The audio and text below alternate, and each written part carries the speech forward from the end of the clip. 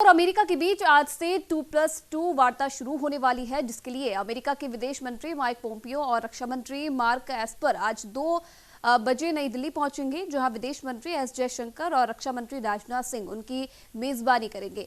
दोनों देशों के बीच 2 दिनों तक अहम बातचीत होगी। कोरोना संकट के बीच ये पहला मौका है जब अमेरिका के रक्षा और विदेश मंत्री एक साथ किसी मुल्क के दौरे पर आ रहे हैं। ये बातचीत इसलिए भी अहम हो जाती है क्योंकि अमेरिका में 3 नवंबर को राष्ट्रपति के चुनाव हो रहे हैं। भारत में रक्षा मंत्री राजनाथ सिंह और विदेश मंत्री डॉक्टर एस जयशंकर उनकी मेजबानी करेंगे। वार्ता की आपको बता दें कि मेज पर दोनों देशों के बीच कई अहम समझौतों पर और भारत अमेरिका के रणनीतिक साझेदारी के लिहाज से अहम फैसले होने की उम्मीद जताई जा रही है।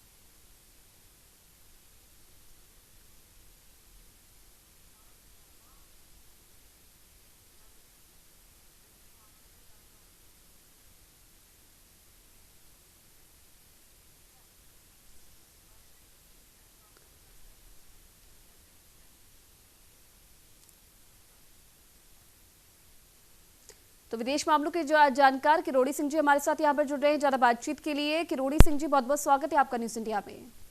धन्यवाद जी आयुषी जी। जी किरोड़ी सिंह जी, कोरोना काल के बाद पहला ऐसा अवसर है जहां अमेरिका के 2 बड़े नेता भारत के दौरे पर हैं और आज तमाम मुद्दों को लेकर यहां पर दोनों देशों के बीच बातचीत होगी। दोनों काफी कुछ समझौतों को लेकर यहां पर बातचीत हो सकती है। कैसा माना जाए, क्या कुछ देखते हैं आप इस मुलाकात के बारे में? देखिए, ये मुलाकात इस तरह की तीसरी मुलाकात है जी। 2+2 पहली मुलाकात 2018 में हुई थी जी दिल्ली में, नई दिल्ली में। दूसरी मुलाकात वाशिंगटन में दिसंबर 19 में हुई और ये तीसरी मुलाकात है जी। तो ये भारत में अमेरिका की रुचि को दर्शाता है। अमेरिका भारत के संदर्भ में बहुत रुचि ले रहा है और दूसरा, अमेरिका के लिए चाइना एक बहुत बड़ी चुनौती के रूप में उभर कर सामने आ रहा है। तो अमेरिका चाहता है कि भारत के साथ पार्टनरशिप हो, स्ट्रेटेजिक पार्टनरशिप और सिक्योरिटी को लेके। भारत चाहता है अमेरिका के साथ तकनीकी, व्यापारिक, आर्थिक, इस तरह की पार्टनरशिप हो। तो दोनों का हित एक दूसरे से मिल रहा है और उसको लेके ये बातचीत हो रहा है। अमेरिका का जोर सबसे ज्यादा सुरक्षा, सामरिक मामला, इनको लेके होगी। भारत की रुचि तकनीकी, व्यापार और जो भारत का डायस्पोरा वहां रहता है उनके वीजा को लेके भी हो सकता है बातचीत हो। तो दोनों के हित यहाँ सामंजस्य हो रहा है हितों का। तो ये एक स्वाभाविक प्रक्रिया है कि जिनके हित मिलते हैं वो आपस में मिलकर बातचीत करते हैं, फिर आगे बढ़ते हैं कि आगे क्या किया जाए।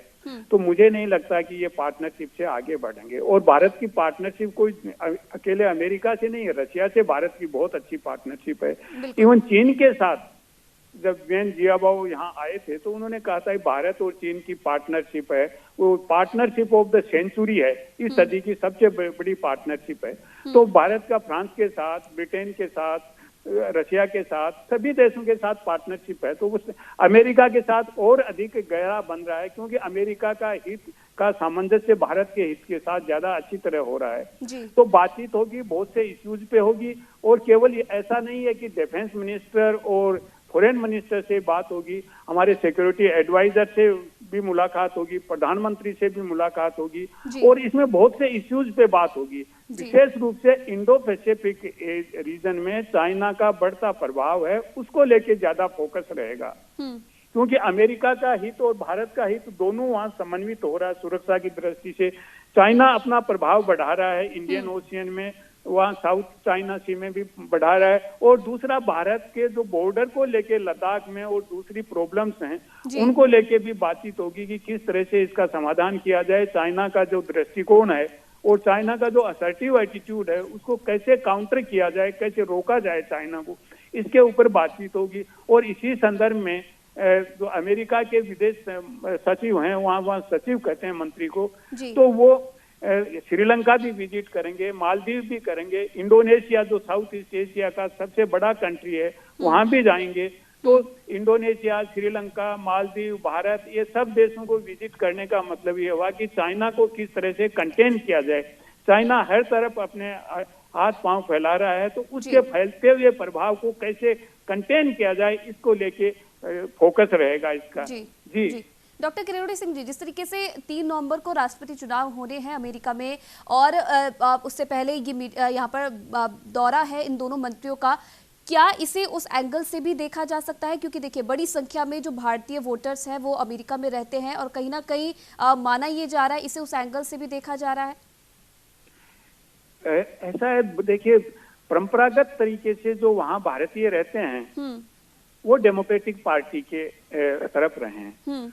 अब की बार कुछ टिल्ट हुआ है जो रिपब्लिकन पार्टी जो ट्रंप के फेवर में है, लेकिन बहुत ज्यादा नहीं है क्योंकि वीजा को लेके, और दूसरा जो डेमोक्रेटिक पार्टी का दृष्टिकोण है तो इंडियन डायस्पोरा उसके फेवर में है, क्योंकि ज्यादा इसलिए नहीं जाएगा कि इमिग्रेशन को लेके, माइग्रेशन को लेके ट्रंप का जो एटीट्यूड है, वीजा को लेके एटीट्यूड है, और अभी भारत को और चीन को लेके जो स्टेटमेंट दिया कि ये फिल्थी प्लेस हैं, तो इसका एक नेगेटिव इम्पैक्ट पड़ेगा। तो इस वार्ता का वोटिंग बिहेवियर पे ज्यादा प्रभाव नहीं पड़ेगा। दूसरा ये है कि अमेरिका में जो विदेश नीति से संबंधित मामले हैं, अंतर्राष्ट्रीय संबंध से मामले हैं, उसमें राजनीतिक पार्टी का बदलने से, प्रेसिडेंट बदलने से बहुत ज्यादा प्रभाव नहीं पड़ता।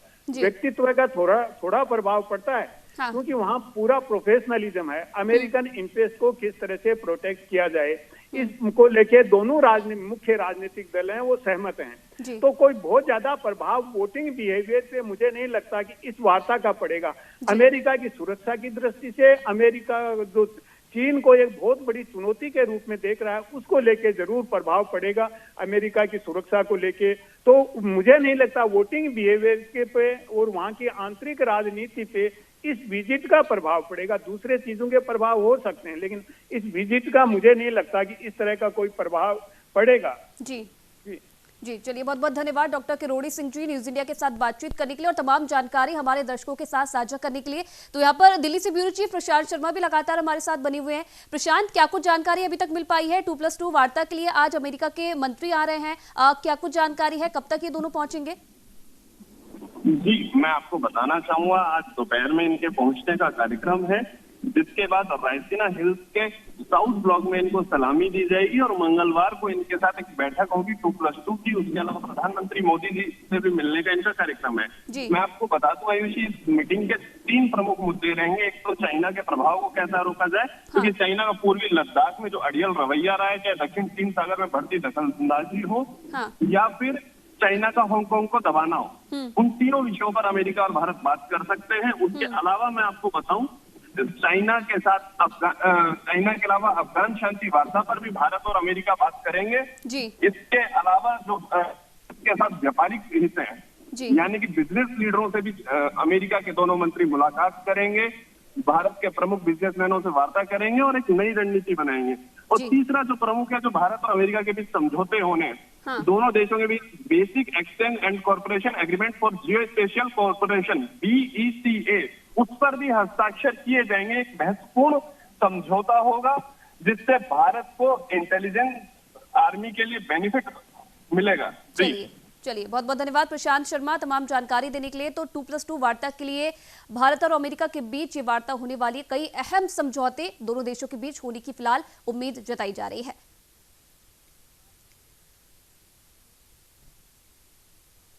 तो चलिए बढ़ती है आगे। सेना के शीर्ष कमांडरों की 4 दिवसीय कॉन्फ्रेंस आज से शुरू होने वाली है। इस दौरान चीन के साथ पूर्वी लद्दाख में चल रहे सीमा विवाद और संसाधनों के तर्कसंगत वितरण के लिए काफी समय से लंबित सुधारों पर चर्चा की जाएगी। इन सुधारों में विभिन्न समारोह आयोजित करने की परंपराओं और गैर सैन्य गतिविधियों में कटौती आदि शामिल है।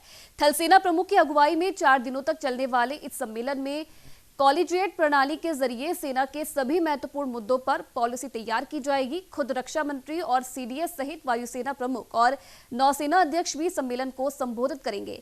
पहली बार अंडमान निकोबार कमान के प्रमुख भी इस सम्मेलन में शिरकत करेंगे। इन 4 दिनों में थल सेना प्रमुख जनरल MM नरवणे के नेतृत्व में सेना की ऑपरेशनल तैयारियों सहित सभी महत्वपूर्ण मुद्दों पर एक साथ मिलकर नीति निर्धारण की जाएगी।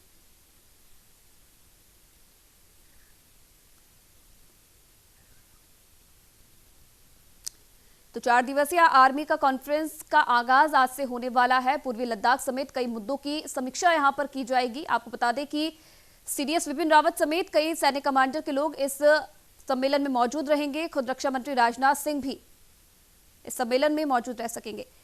आपको बता दें कि कई अहम मसलों पर इसमें चर्चा की जाएगी, तो काफी महत्वपूर्ण आर्मी कमांडर्स की यह कॉन्फ्रेंस मानी जा रही है।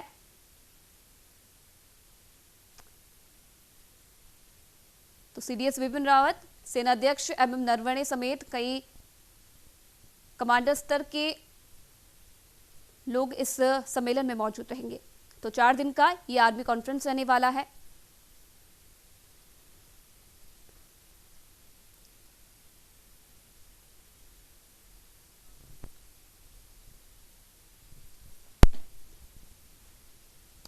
तो थल सेना प्रमुख की अगुवाई में इस सम्मेलन का आयोजन किया जाएगा। आज से इसकी शुरुआत हो रही है। कई अहम मसलों को लेकर इस पर चर्चा की जा सकती है।